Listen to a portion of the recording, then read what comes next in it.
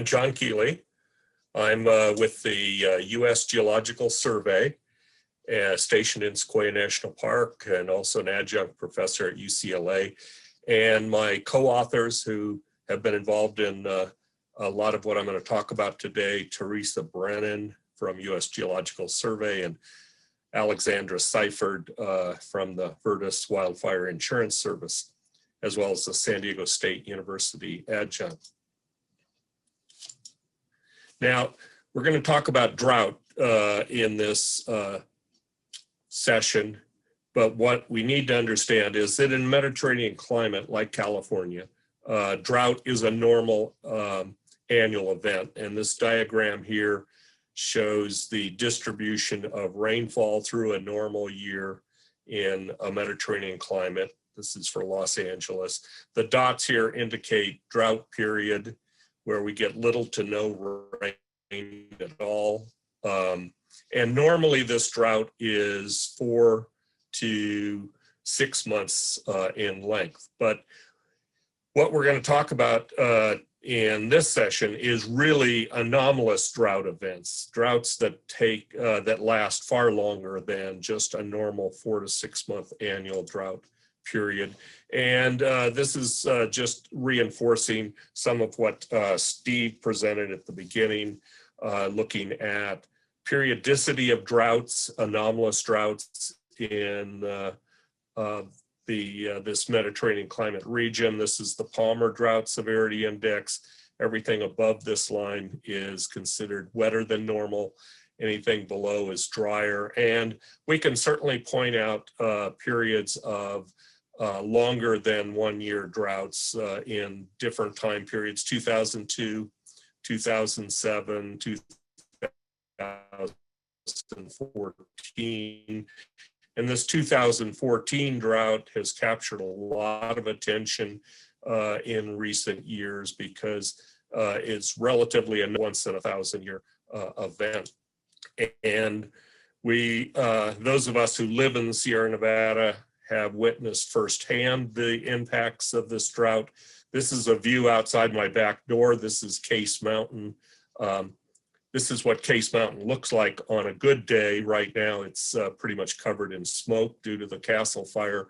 But this photo from 2016 shows this dieback, a ponderosa pine that Steve and Chris both talked about. A tremendous amount of loss of ponderosa. In fact, conifers in the Sierras during this 2012 to 2015 drought, we lost over 140 million trees, not just due to drought, but also, as Chris pointed out, also impacted by effects of the drought on bark beetles. And then one other important characteristic that almost certainly affected the impact of this drought on tree mortality is past fire management practices. This is a cross section through a ponderosa pine, and these arrows here indicate historical fires that have been documented, and it's typical throughout most of our mid-elevation conifer forests that historically we had fires at 10 to 20 or 30 year intervals until about the late 1800s. And then due to state and federal fire suppression activity, there's been a tremendous hiatus in fires in much of the mid-elevation Sierra Nevada. And one of the impact and one of the characteristics we know about drought is the impact on tree survival is a function of tree density. So that as the tree density increased during this fire suppression period, it resulted in higher than that was one of the additional factors to the loss of trees during this event.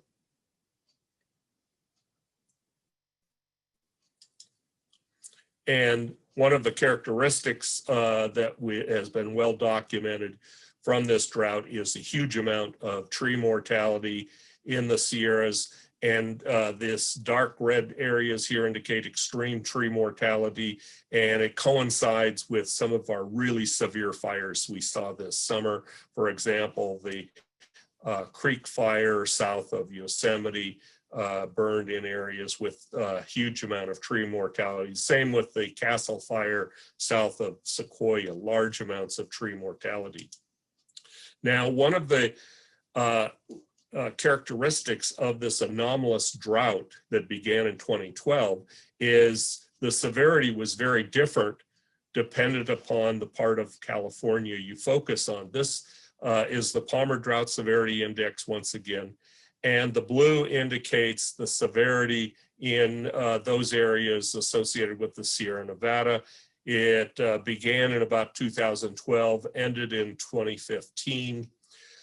In Southern California, though, that drought was much more severe, began in 2012 and continued all the way up until 2018.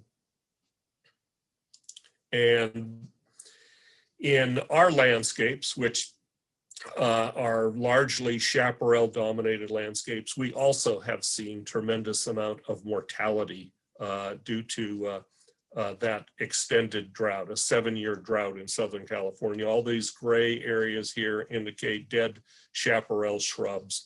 And so we have had throughout many of the coastal ranges in Southern California, a huge amount of drought.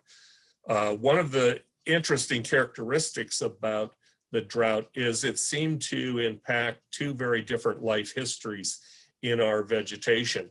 These gray shrubs here are dead ceanothus, in this case Ceanothus megacarpus, which is an obligate seeding chaparral shrub. And that means that after fires, which are a predictable event in these ecosystems, these shrubs have no capacity to regenerate by resprouting. Rather, they recover entirely from seed that is stored in the soil.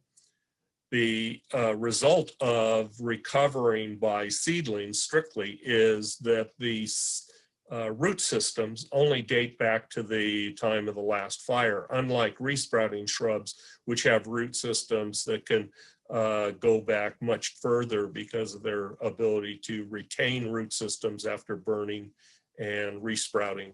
So we saw a huge amount of mortality in ceanothus, these shallow-rooted ceanothus, obligate seeding ceanothus. And this is not something totally unknown. We often see this in chaparral, but certainly not in the level that we saw in the 2012 to 2018 drought. But one of the characteristics of this drought that was anomalous was that some of the resprouting shrubs, and this is one here, all of this is dead material from a resprouting shrub called Melasma laurina, has very deep roots. And in normal droughts, it generally does not suffer at all because it has access to underground water. But in the case of melasma, it suffered a huge amount of dieback, largely due to the fact that when there's long extended droughts, the upper branches tend to die back first. And one of the consequences is invasion of various fungal pathogens. Normally, those pathogens are fought off by carbohydrate movement from the leaves into the stems. But in this, under this extremely long drought, most of the dieback seem to be due not so much to the direct impact of water shortage, but rather the impact of the inability to fight off fungal attacks. So we saw both deep-rooted shrubs being attacked by fungus and shallow-rooted shrubs being largely killed off by direct impacts of water stress. Now, one of our interests in dieback of the vegetation from this drought is what impact does it have on fires in our landscape? And this is an illustration of one of our bigger fires that we've had in recent years. This perimeter here is the outline of the 2018 Woolsey Fire here.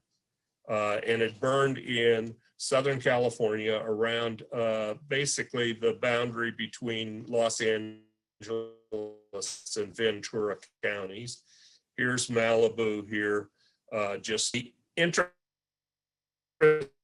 thing about our fires is, unlike many of the fires we see in the state, the landscape that gets burned is not a landscape that has gone a long time without fire. So in other words, generally fuel accumulate because these are driven by extreme winds. In the case of the Woolsey Fire, you can see in this perimeter, the colors here indicate the fire history in that landscape. And you can see these orange and red colors indicate relatively recent burning in the landscape. So we get these massive fires not due to anomalously long periods without fire that allow. Our fires are largely driven by extreme winds, but our question was, is there any evidence that the dieback of Chaparral might have impacted severity of these fires? And so we attacked this question by looking at the vegetation prior to the Woolsey Fire from 2018. And to do that, we used remote sensing imagery. Landis's normalized difference vegetation index.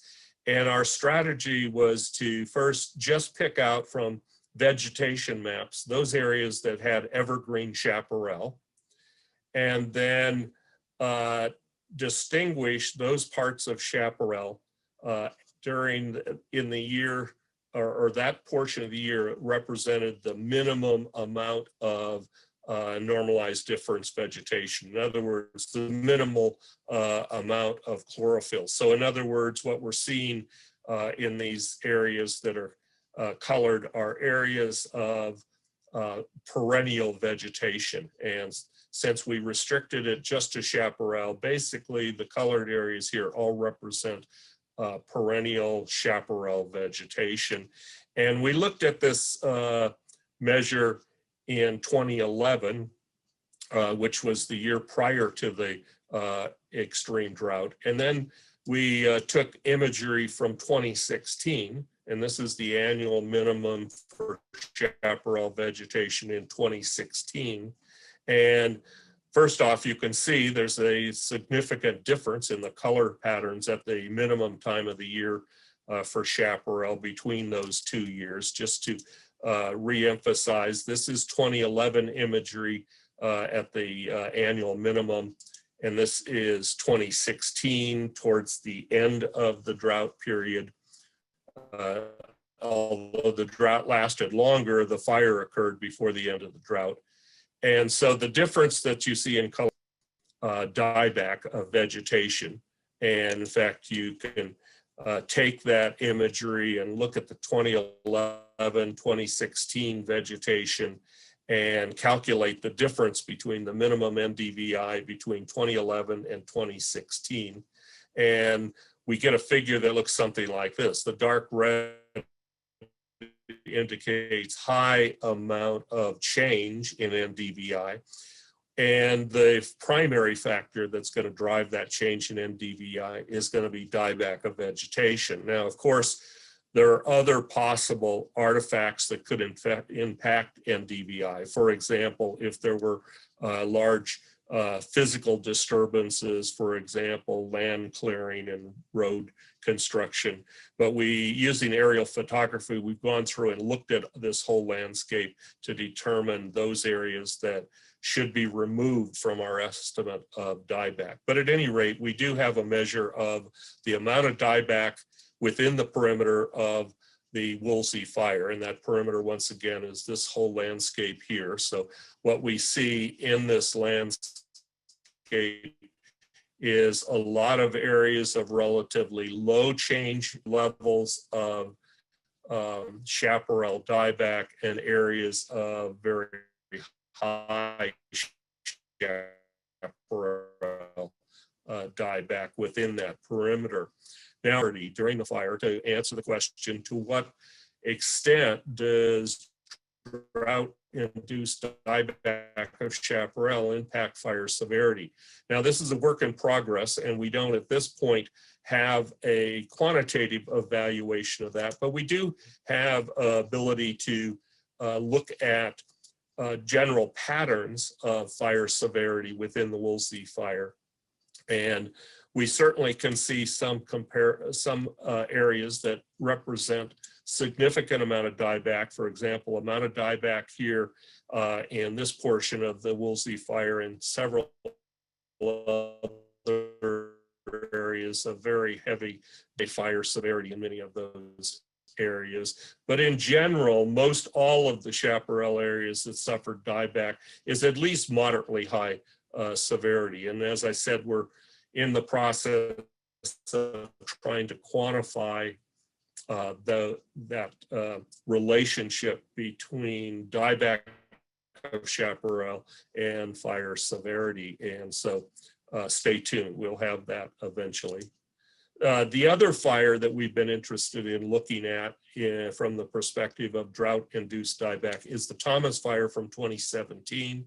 At the time, it was the largest fire in California history, but then it was replaced in 2018 by another fire, and now it's being replaced again and probably will be replaced in the future with other larger fires. But at any rate, it started around the town of Santa Paula and burned from the western end of the San Ynez Mountains, blew westward, started on the eastern end of the mountains, blew towards the west, towards Santa Barbara, and was driven also by extreme Santa Ana winds, burned all the way down into the town of Ventura, and then across the coast to Santa Barbara. Once again, if we look at the past fire history of the Thomas Fire, and that's this outline here, we can see, in fact, all the hatched areas indicate areas within the Thomas Fire perimeter. And once again, one of the characteristics of many of our fires is that when you look at the past fire history, you see many of these areas are very light green. These areas indicate these landscapes have burned frequently in the past and relatively recently. So we don't have large areas of anomalous fuels due to fire suppression. But that doesn't seem to generally stop the flow of the fires because they're driven by these extreme Santa Ana wind events. So we've done the same approach with the Thomas Fire. We've taken the outline of the Thomas Fire. All the areas here that are colored in represent chaparral vegetation. And then we've looked at the normalized difference vegetation index at the 2011 minimum level. This is the time of year where it's the driest, and so it eliminates those areas that were dominated by annual vegetation. And so all the green here indicates evergreen chaparral, and then compared that with the annual minimum for 2016 towards the end of the drought. And this is just for chaparral vegetation. And these darker colors here indicate significant amount of dieback from that, indicate the normalized difference vegetation, or in other words, the amount of chlorophyll in the evergreen vegetation in 2016. And then we subtract the 2011 from the 2016 from the 2011, and that gives us a measure of the change in the NDVI over this period of drought. And we can see that within the perimeter of the Thomas Fire, A lot of this is uncolored because it's not chaparral vegetation, but the colored areas indicate chaparral. And we see some of these areas had relatively minimal amount of chaparral dieback, but the orange colors and the darker orange and almost red colors here indicate a significant amount of vegetation dieback due to this 2012 drought. And a lot of the areas that were really severely impacted by the Thomas Fire. For example, this is around Montecito, the area that suffered extreme debris flows after the fire, had significant amounts of vegetation dieback. And once again, we're relating these patterns to the soil burn severity, and all we have now are images, but eventually we'll have more quantitative evaluation. But basically, some of these areas with a significant amount of dieback, when you look at the fire severity, you do see the relationship fire severity during this fire event. So just to wrap this up, the one thing that we know for certain is severe droughts that last on the order of a number of years impact the chaparral vegetation that causes dieback of chaparral shrubs. And one of the concerns is when these species die due to an anomalous drought, they don't regenerate because most all of these species are fire-dependent shrubs. They have to have fire to regenerate. And so once they die, they basically represent dead fuels on the landscape. And those dead fuels act as a legacy over a long period of time because they don't decompose very quickly and the species doesn't regenerate without a fire. And so ultimately, the primary means by which this system can regenerate is if there is a fire. And so when we get these dieback events, we have a legacy of dead fuels on the landscape, and they persist, and the system essentially stagnates without fire coming in to rejuvenate it.